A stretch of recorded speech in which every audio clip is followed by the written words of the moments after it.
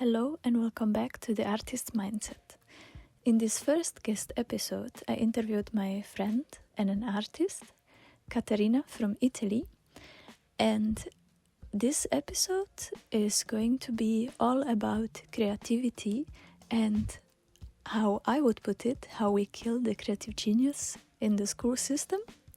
It is a very short episode because unfortunately the audio file has been corrupted, so I didn't manage to save all the audio, but if I manage to save it in the future somehow or interview Caterina again, I will definitely put it out because we had a very interesting conversation and I hope you are patient with me.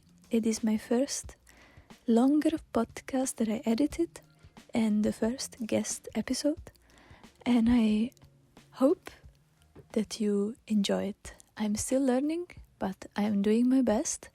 So this audio is without any videos, it's only audio podcast, but it's still very interesting. So if you have 10 minutes of your time today, I recommend that you listen. It's very inspiring.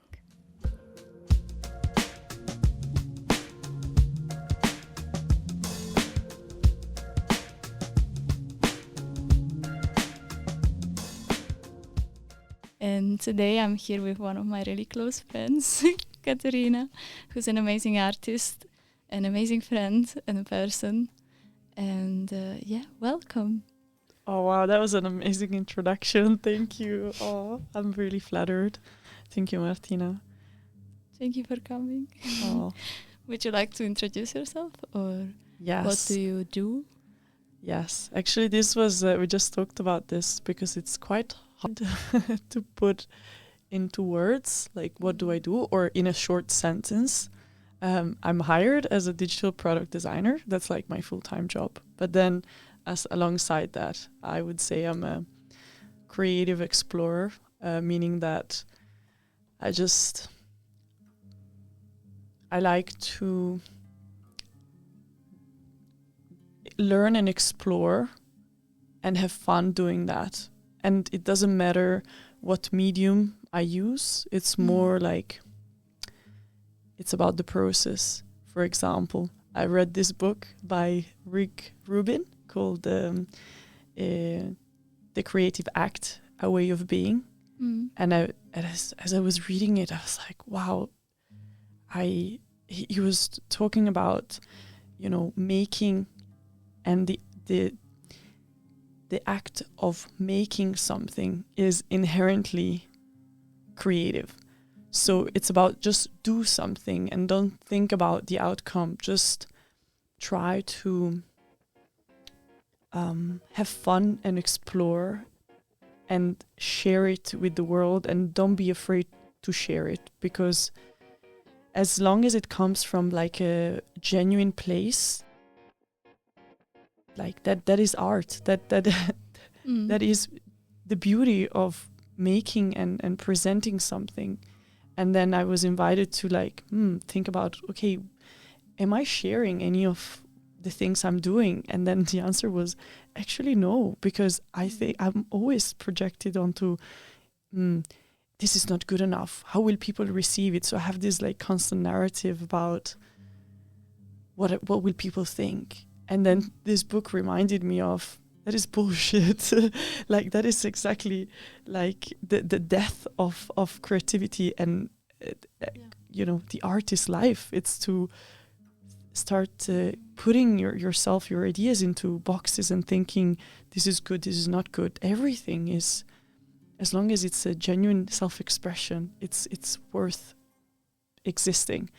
And then I think in my personal journey right now, where I'm at is I'm at the stage where I'm trying to find the courage to express myself authentically. And in what's happening right now is that I'm trying to connect with people that live by this kind of principle, like you. Thank you. Who are not afraid to be themselves and to show up and experiment and explore. And I think that it takes a lot of courage, and I think that again, it's not about the medium, but it's about that it's like a life principle, or at least like I feel like I'm trying to become this person that is like not afraid to express herself, kind of. So beautiful. And also it like, how to say, as I see it, it reminds me of sort of reshaping or reframing like how you view art practice, instead of being it as like a career or a job you pick, being it more like a lifestyle, or the way you live and exist and create. Because it is part of you, like you said, just any act of creativity, like anything you explore and try, it's already creative within itself.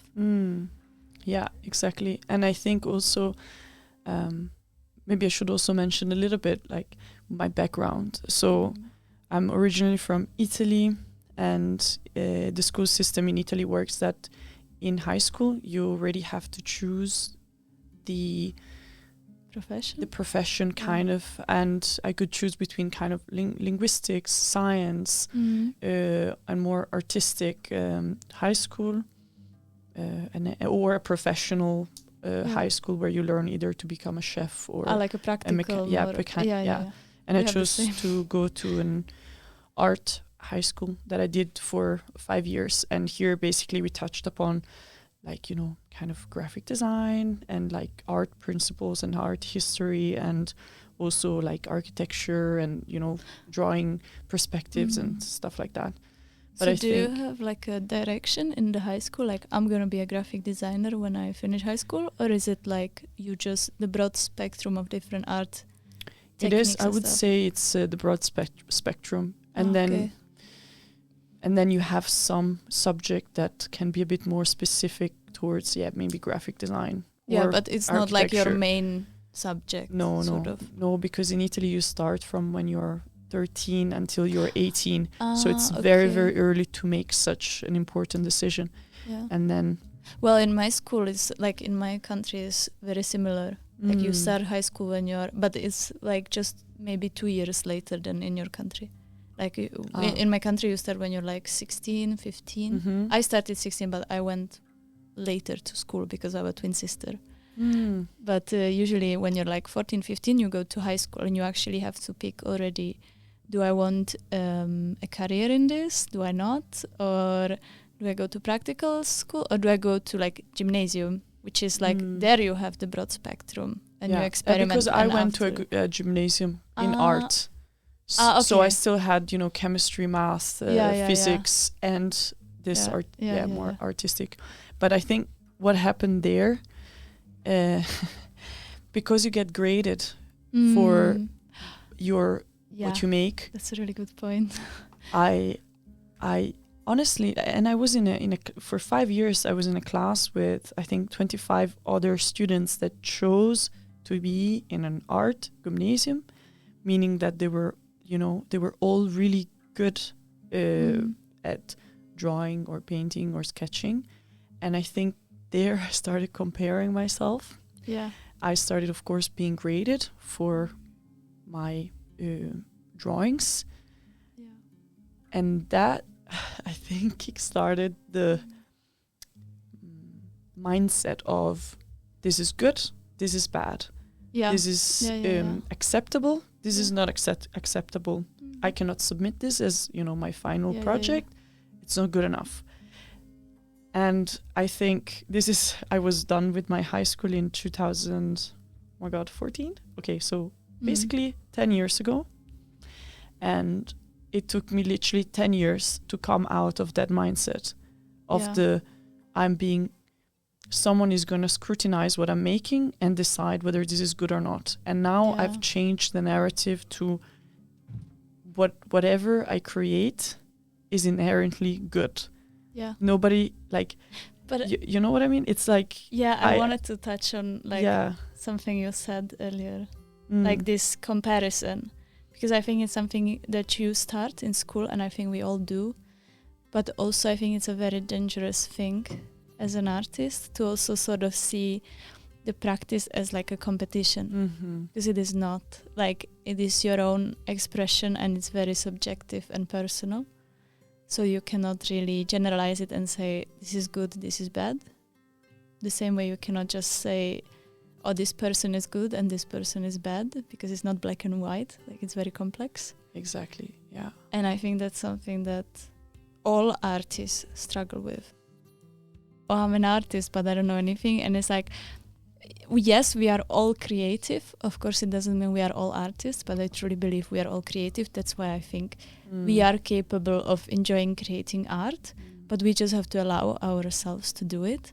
And I think that's what we like, just not just as artists, but I know a lot of people that just enjoy painting, but they struggle with this sort of boundaries that then they put on themselves, because they think, oh, it should look like this, or it should look like on Pinterest, and it should be more perfect or this. But first of all, I don't think there is such a thing as perfection. Like, I really think there is, maybe collective agreement, you could say. Like, a lot of people agree that, oh, this is beautiful, what you made. But then again, what is beautiful? Is it the technique? Is it the talent? Or is it how many hours you put into that work? That's what makes it beautiful? Or is it the personal expression? Because all of this, like, all of the art is different. Like, it's an expression, right?